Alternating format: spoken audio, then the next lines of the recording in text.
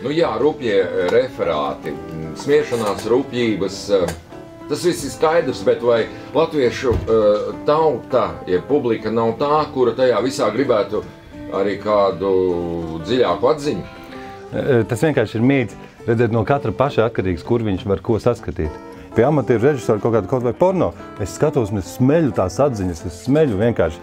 Piemēram, vakar 2 minūšu tāds video, ja?